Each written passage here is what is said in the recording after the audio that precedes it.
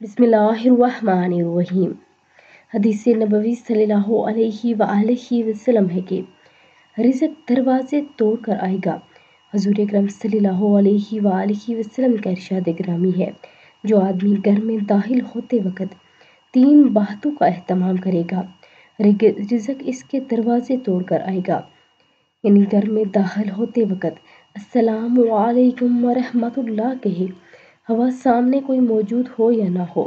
اس کے بعد ایک مرتبہ سورۃ اخلاص پڑھے، قل ہو اللہ احد اللہ الصمد لم یلد ولم یولد